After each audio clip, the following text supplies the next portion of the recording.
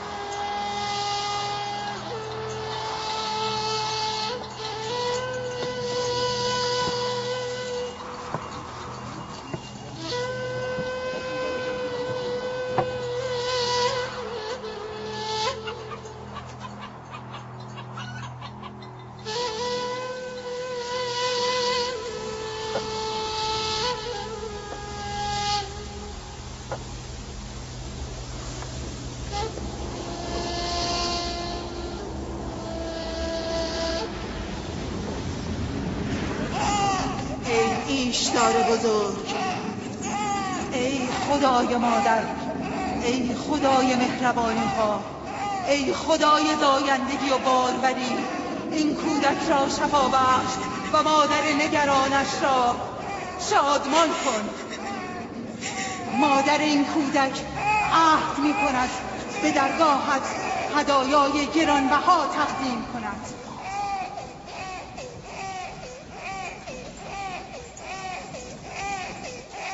من از ایشدار بزرگ خواستم که فرزندتان را زنده نگاه دارد.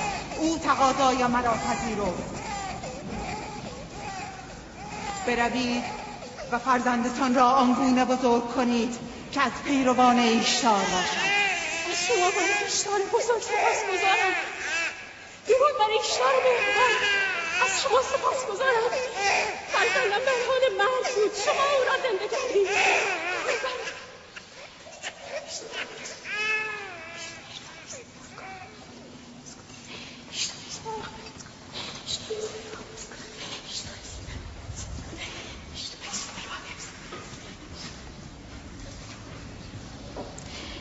بیشک این کودک نیست، چون فرزند ما شفا خواهد یافت.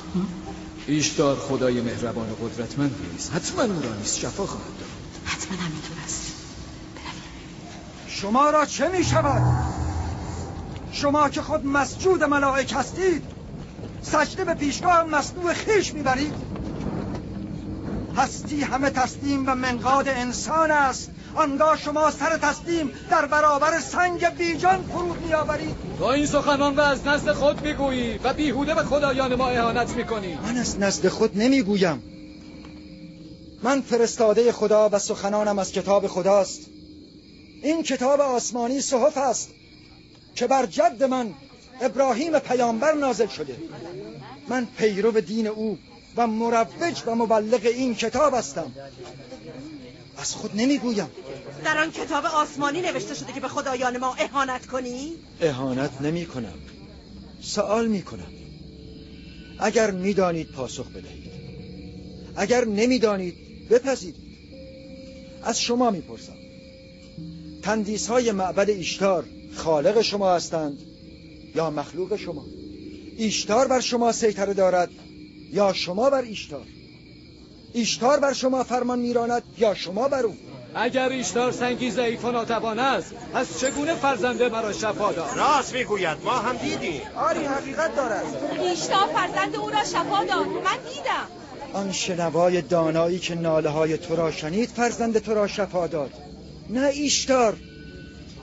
تو اگرچه به غیر خدا پناه بردی و از غیر کمک خواستی، اما او که آگاه بر احوال همه بندگان است به حال زار تو رحمت آورد و فرزندت را بهبود بخشید. تو را چون چشم بصر است و بصیرت نیست، ایشتار را دیدی اما شفا بخش حقیقی را ندیدی.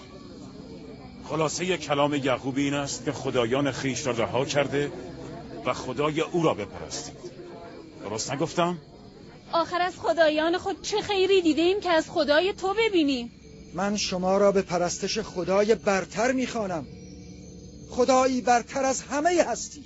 از کجا بدانیم که خدای تو از دیگر خدایان برتر است؟ از کجا که تو و خدایت همچون کاهنان معبد ایشتار به فکر انباشتن سیم و زر و تامین منافع خود نیستید. همه میدانید که من برای لابان شبانی میکنم و از خود چیزی ندارم. آیا تا کنون مزدی از شما طلب کردم؟ آیا جز کار و تلاش و شبانی از من دیده اید؟ اگر از این پس طلب کردی چه؟ تا کنون قدرت نداشته ای، وگرنه تو هم بهتر از کاهنان نیستی. همه شما یکی هستید. بر عریکه قدرت که تکه زدید شکم خود را سیر میکنید و گنجینه های خود را انباشته میگردانید. من به تو حق میدهم. تنها فرزند بیمار خود را از دست دادی و هیچ کس تو را یاری نکرد. نه ایستر جادوگر و نه ایشتار خدای معبد. اگر به همه خدایان هم پشت کنی حق داری. من با ایشتار خدای ناتوان معبد کاری ندارم. روی و سخنم با خدای نادیدنی توست. ما اندازه کافی از خدایان سرد و سنگی کشیده ایم. تحمل خدای دیگر را. مأمورین آمدن، مأمورین معبد آمدن. فرار کن فارس، فرار کن.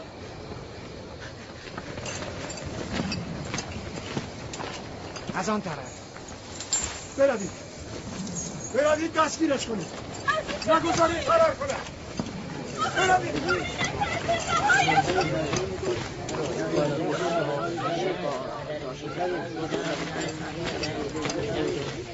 اگر داماد لاوان فرماندار نبودی میدانستم با تو چه کنم. مرا از تو و مأمورین معبد باکی نیست. پراکنده شوید. بیش از این به کفرگویی‌های یعقوب گوش ندهید. مگر نمیبینید کفرگویی‌های یعقوب قحطی برای فدان به ارمغان آورده است؟ راست میگوید. برویم تا به نفرین ایشدار دچار نشده ایم. برویم.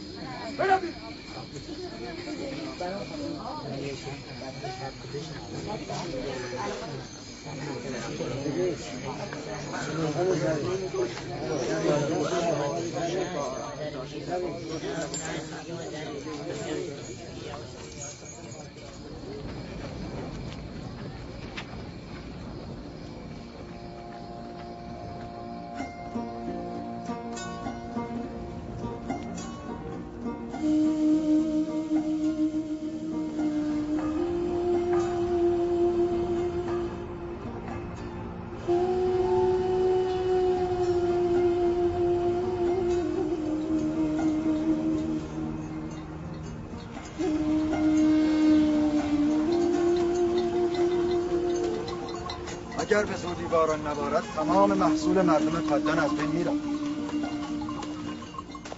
امیدوارم خداوند هرچه زودتر باران رحمت خود را بر این شهر نازل کند. آنجا چه خبر است پدر؟ این رسم دیرینه مردم فدان است. دشمنان ایشتر را آتش میزنند. آتش زدن با منجنیق.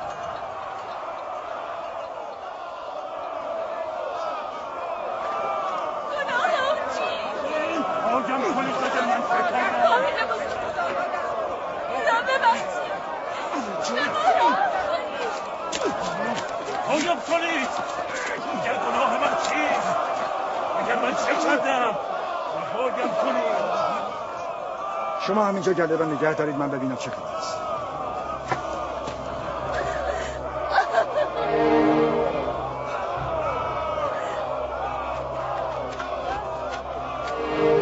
آیاب کنید. به ما راه کنید. اگر من چه کردم رهایم کنید.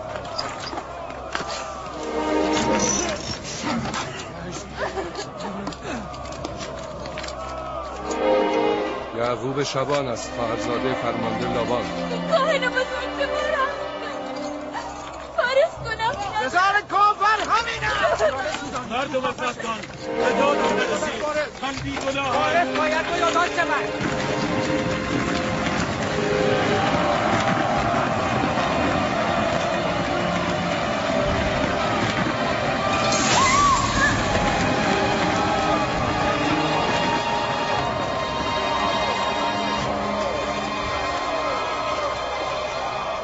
من بیگناهم.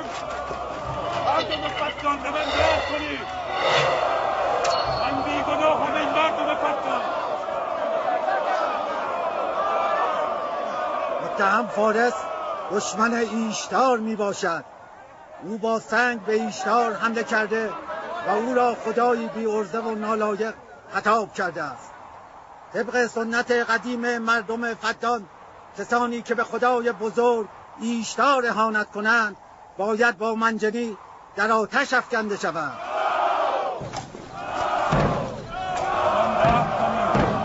اگر گناه ما چیست؟ حق خود دفاع کردن. مردم فدان من راه کنید. بیچاره فارس. من بیگناهم. به من راه کنید. به من راه کنید. مردم فدان گناه من چیست؟ گناه من چیست؟ من بیگناهم.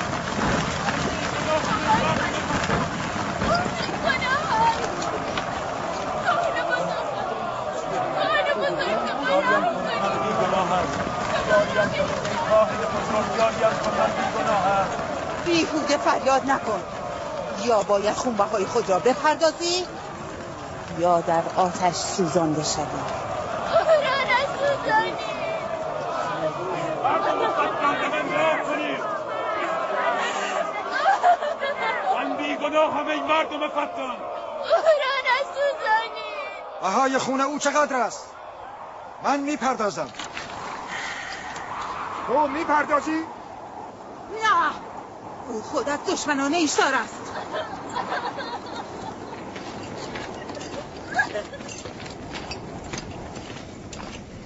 تو خود از دشمنان ایشتار هستی. ابتدا باید بهای خون خود را بپردازی. پس چرا مرا دستگیر نمی کنید؟ مجازات منجنیق با آتش در خاندان من پیشینه دیرینه دارد. پدر بزرگ من ابراهیم هم یک بار به دستور نمرود در آتش افکنده شده است. اگر تا کنون دستگیر نشده ای به خاطر فرماندار است، چون هم داماد او و هم خواهرزادش است. پس منسوبین به حکومت و فرماندار می توانند به خدایان اهانت کنند و مجازات نشوند. دستگیرش کنید و چون پدر بزرگش در آتش بیافکنید.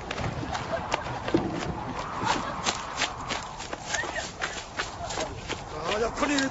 رهایم کنید! رهایم کنید! رهای!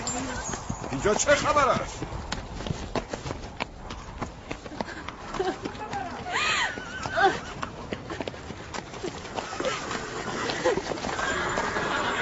او را رها کنید. متهم را هم آزاد کنید. فارس باید مجازات شود. وقتی یعقوب خونبهای او را میپردازد حق ندارید او را مجازات کنید.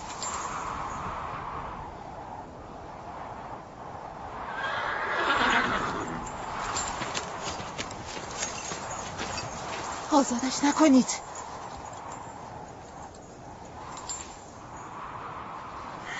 یعقوب، تو باید 500 دینار بابت خونبهای فارس بپردازی. مانعی نیست، من این پول را خواهم پرداخت.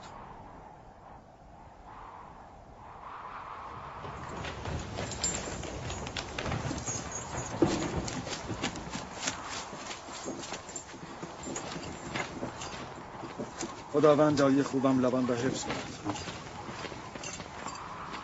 من تا به کی باید مراقبت باشم که دست از پا خطا نکنی؟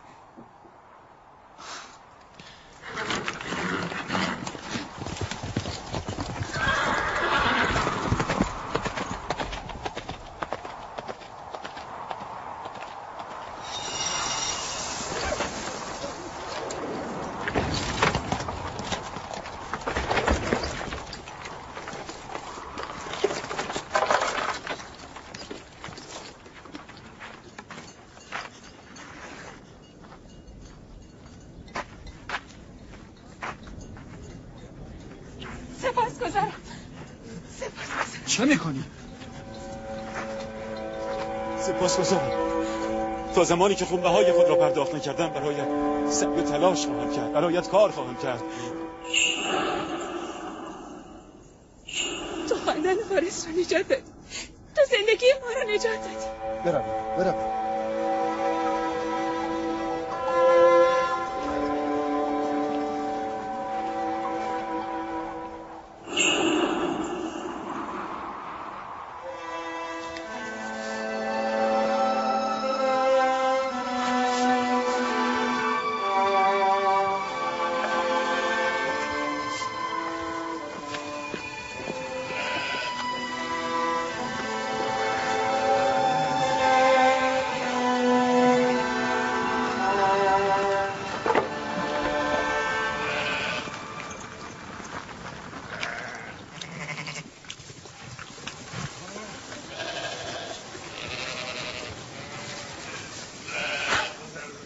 مرد خوبیست.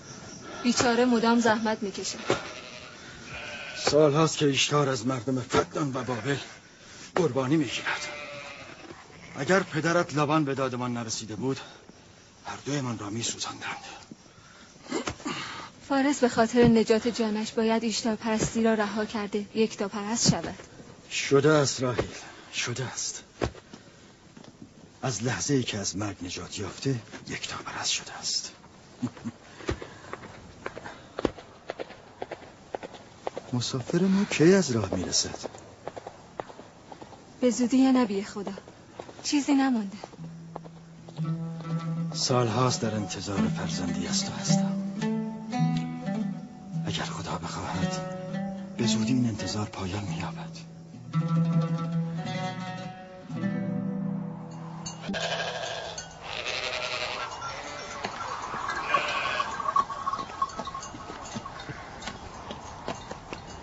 درود بر ایسردن و همراهان.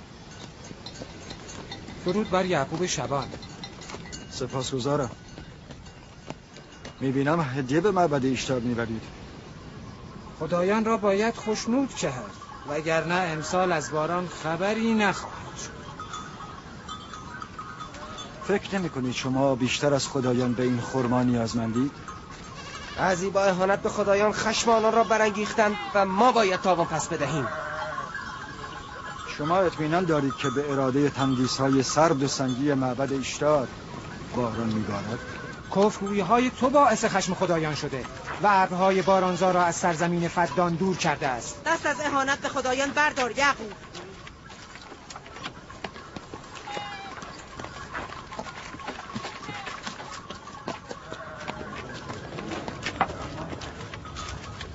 این چه ستم با خویشتن است که خداوند قادر مطلق را نهاده تندیس‌های سرد و ضعیف را می‌پرستید؟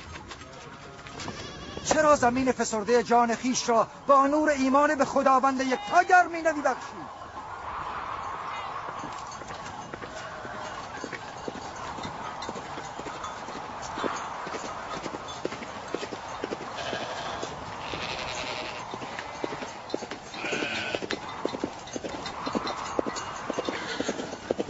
ایشتار بزرگ الهی باروری، معبدت را با خون دشمنانت تطهیر می کنم. باشد که خشکسالی را از این دیار دور کنی و باران رحمتت را بر مردم فدان بباری. ای ایشتار بزرگ، معبدت را با خون دشمنانت تطهیر می کنم. باشد که خشکسالی را از این دیار ببری و باران رحمتت را بر مردم فدان فرود آوری. مثل همیشه مقابل معبد ایستاد و به خدایان اهانت کرد. با ایستادن مزار فرزندش نیست سخن گفت، اما من چیزی نشنیدم. باشد که خشکسالی را یعقوب داشت کنی و باران رحمتت را بر مردم فدان بباری. ای ایشتار بزرگ،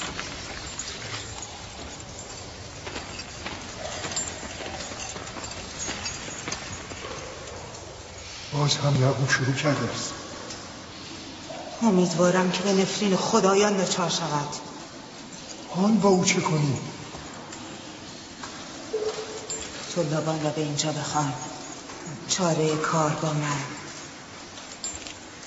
هرچی زودتر لابان را به اینجا بخوان.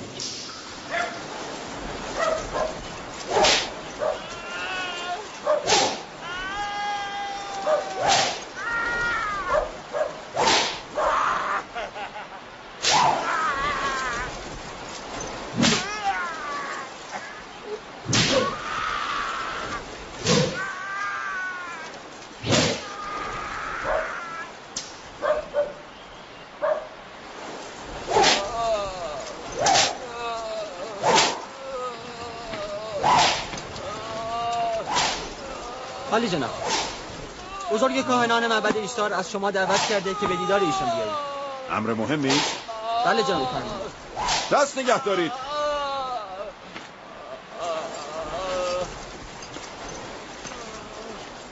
اگر بار دیگر دزدی کنی از زیر شلاق زنده بیرون نمیایی.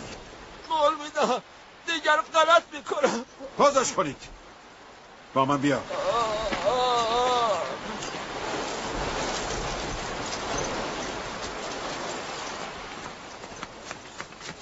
ظاهرا موضوع مربوط به یعقوب شبان. اعمال یعقوب به خودش مربوط است.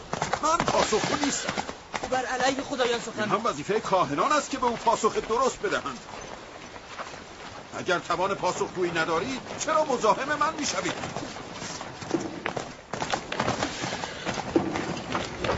خدای خدایان، ایشتار بزرگ خشمگین است. من وقتی میبینم خشکسالی یا مردم فدان را فرا خواهد گرفت. مادران داغ دیده میبینم. منتظر باشید، کاهن بزرگ را خبر کنید. ایشتار را به خشم آوردند.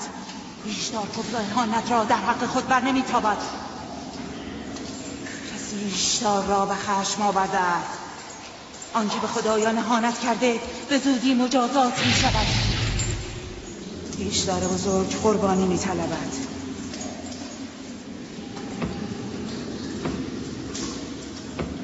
بابا چرا مانع کفرگویی خواهرزادت یعقوب نمی‌شوی؟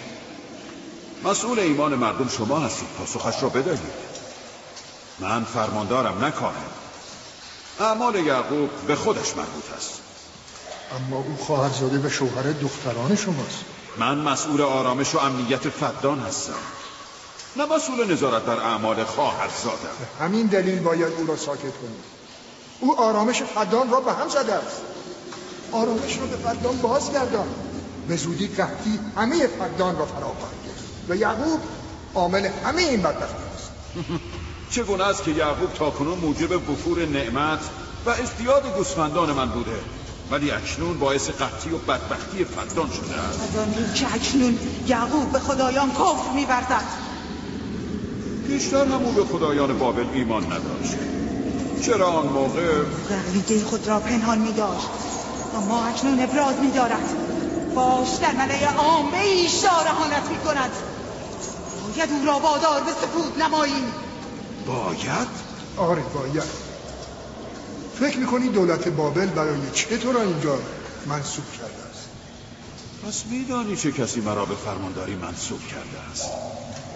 بهتر است این را هم بدانید که من از دولت بابل فرمان میگیرم، نه از شما و نه از معبد ایشتار. پس اشکالی ندارد اگر کاهن اعظم معبد ایشتار در بابل از این ماجرا مطلع شود.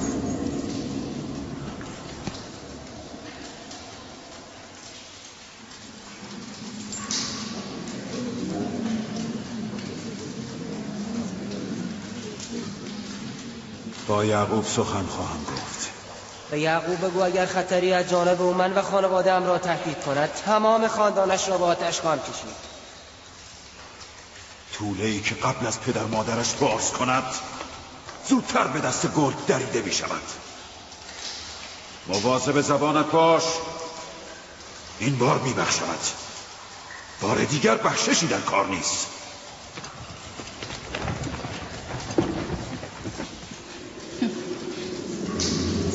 اگر قحطی موجب از بین رفتن محصول من شود، یعقوب و خانواده‌اش را زنده نخواهم گذاشت. همین حالا هم به محصول امسال امیدی نیست.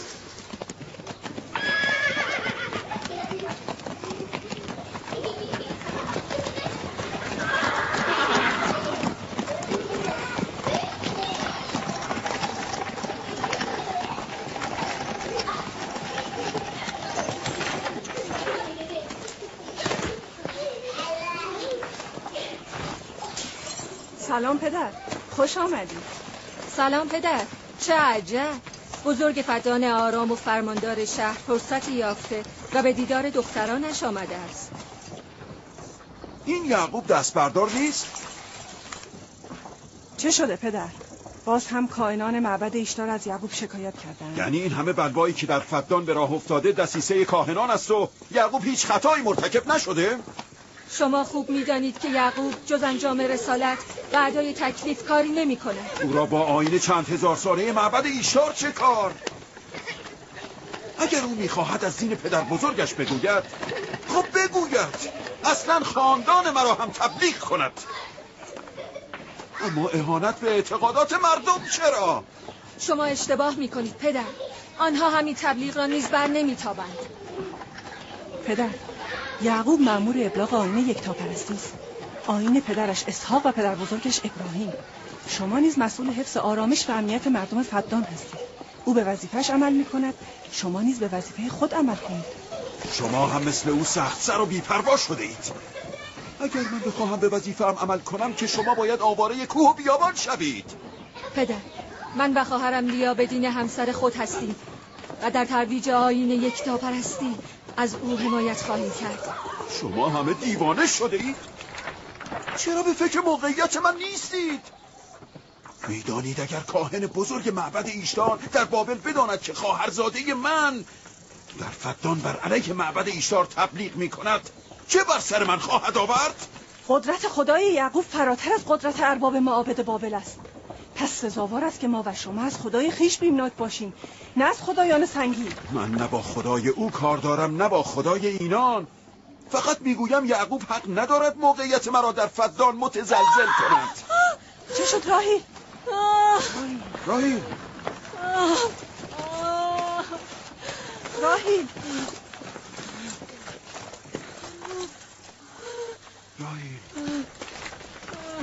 راهیل چه شده دخترم؟ چرا رنگت پریده؟ وقتش رسیده. بله قابله رو خبر کن. کمک کنید. فارس؟ بله جناب. به دشت جدون برو و یعقوب را بگو که زود به اینجا بیاید. عجله کن. با اسب من برو.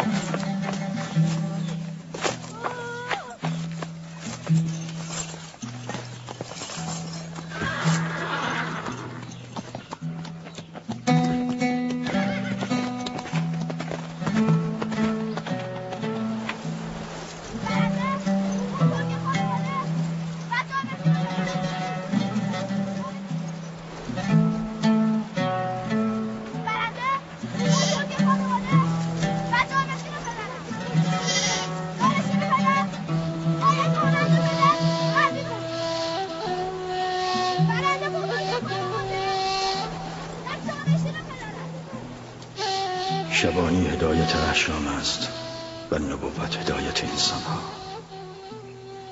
شاید به همین دلیل اکثر انبیا شبان بودند. من که اسرائیل هستم فرزندانم را با گوسفندان به صحرا آوردم که هدایتگری را بیاموزند. چرا فرزندان من بنی اسرائیل زورمداری و قلدری را معیار برتری و سروری می‌دانند؟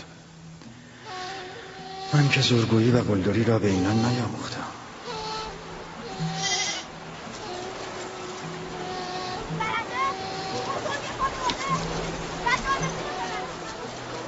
برخیزید برخیزید برخیز شما برخیز. جانشین من و بزرگ خانواده کسی است که خدا را بیش از همه دوست داشته باشد، نه آن که زورش بیش از همه باشد. ابراهیم و اسحاق بهترین بودند، نه قدرتمندترین.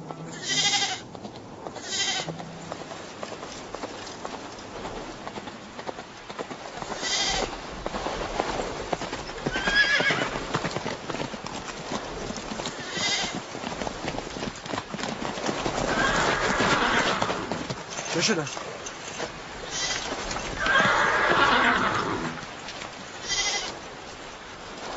شما گله را بیاورید.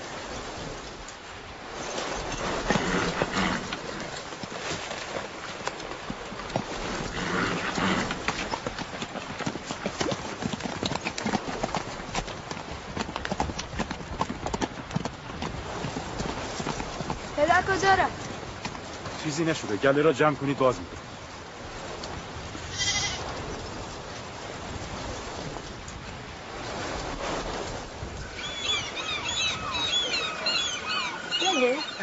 راهیل هوای توست؟ بله. ببینم رابطه تو با راهیل خوب است؟ خوب بوده. تا امروز که فرزند نداشت هم راهیل با من خوب بود هم یعقوب. اگر آنها صاحب فرزند شود میدانم که هیچ یک برای من ارزشی قائل نخواهند شد. چرا این گونه فکر میکنی؟ یعقوب و راهیل انسان‌های بسیار خوبی هستند. یعقوب راهیل را خیلی دوست دارد. اگر بچه‌ای هم از او داشته باشد او را بر همه همسرانش سروری خواهد داد. مگر او چند همسر دارد؟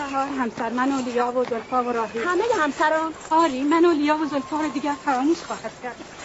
عجله کن. اگر دیر برسیم همه تقصیرها به گردن من میافتد. من گمان نمی‌کنم. یعقوب مرد عادل و مهربانی است. اگر به جای حسادت کمی بر محبت خود بیفزایی هنوز هم تو را دوست خواهد داشت.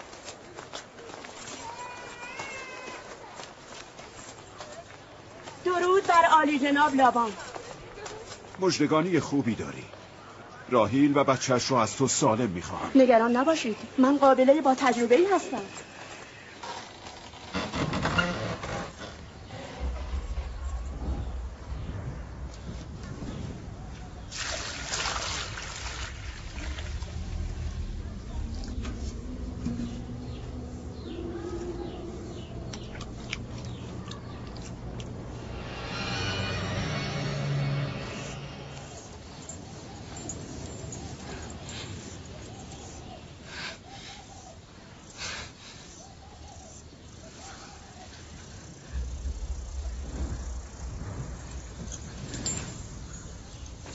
نگران نباش، خداوند بزرگ و مهربان است.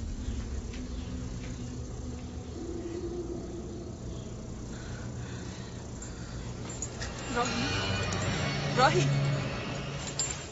راهی راهی راهی راهی راهی هوشو راهی راهی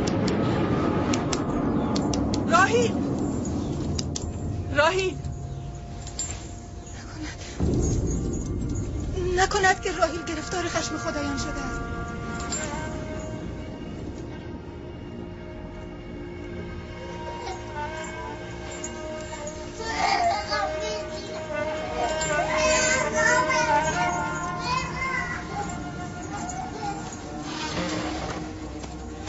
این بچه رو بگیرید.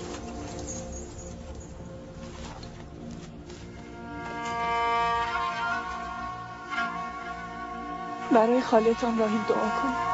دعای شما زودتر اجابت می‌یابد.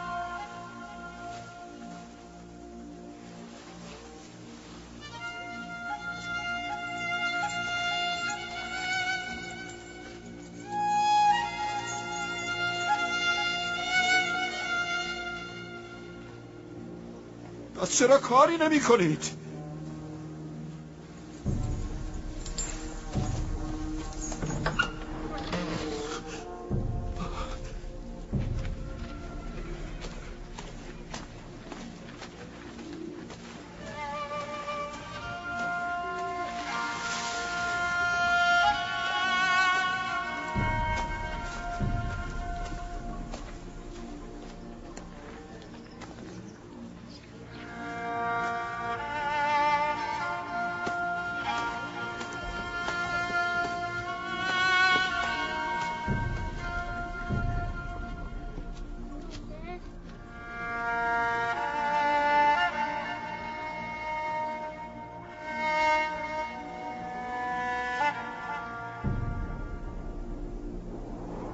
کسی ایشدار را به خشم آورده.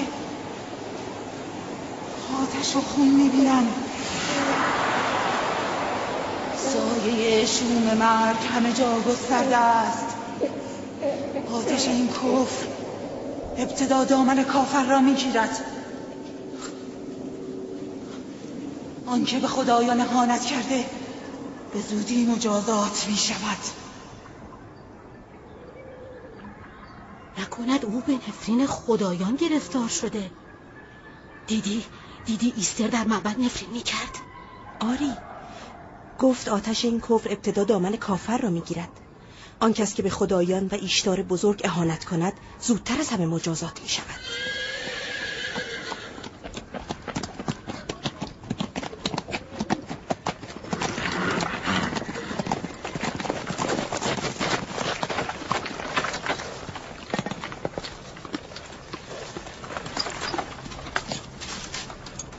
حال راهیل چطور است؟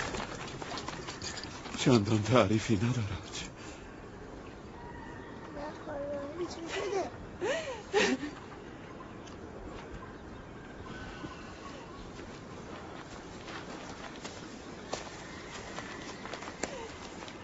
کاری بکنید. حال راهیل خوب نیست. آرام باشید. ما خدا را داریم. هر آنچه که او اراده کند همان خواهد شد. مردم به طعن و کنایه میگویند او به نفرین ایشتار و جادوی ایستر دچار شده است. بسیار خوب. حال ببینیم خدای راهیل و فرزندش بزرگتر و قوی‌تر است یا خدای ایستر. مراقب راهیل باشید. من باز میگردم. کجا می روید؟ ما را در این حال تنها نگذارید. آرام باشید. من به خلوت نیاز دارم. تو با خدای خود هر چه میخواهی بکن، اما من نمیتوانم دست بر دست بگذارم. طبیبی، دارویی، درمانی، کاری باید کرد. من نیز به سراغ طبیب میروم. طبیب واقعی.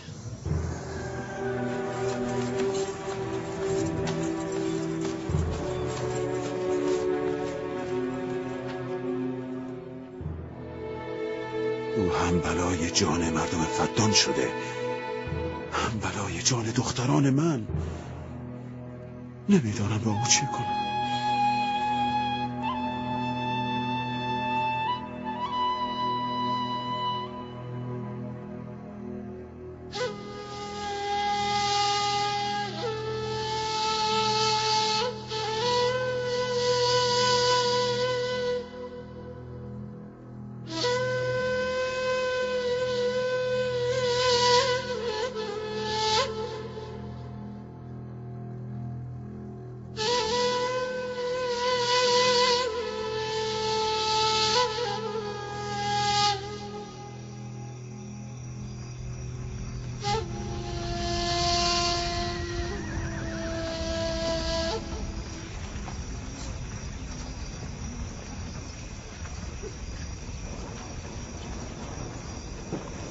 چرا به سراغ ایستر میفرستم؟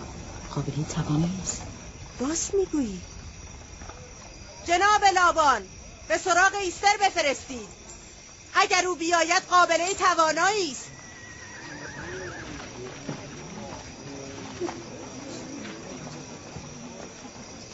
برو و ببین ایستر میآید. هر چه بخواهد به او میدم. بگو لابان گفت اگر دخترم را نجات دهی قول میدهم یعقوب را از فدان بیرون کرده و معبد ایشتار را از شر او خلاص کنم. برو.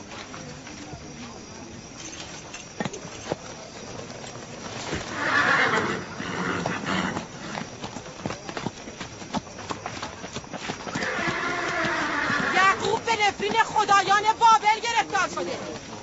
سزای کفر به ایشتار بزرگ همین است. ببر صدایت را.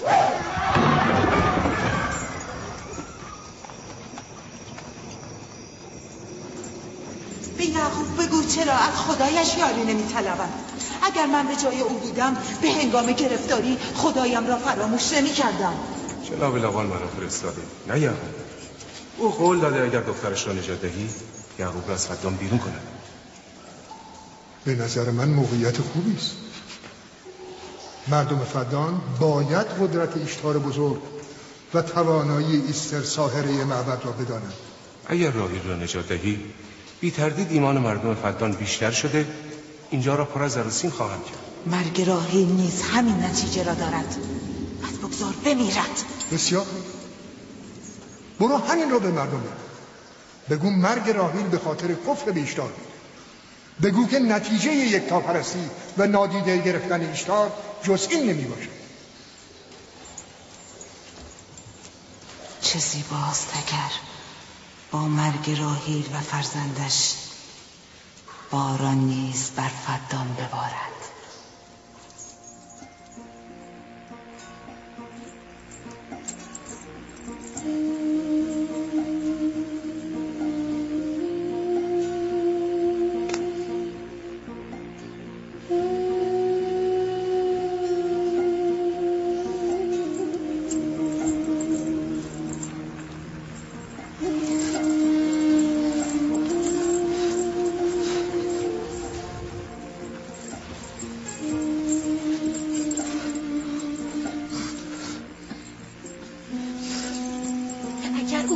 نیاید هر دو میمیرن. این دو را میکشد، به هوش نمیآورد.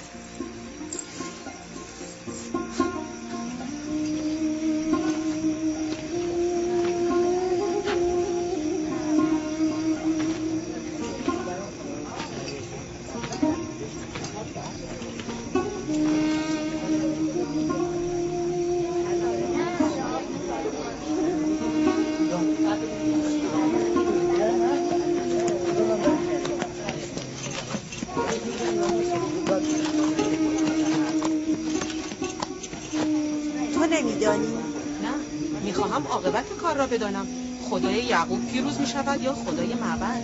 خب معلوم است پیروزی از آن ایشتار است.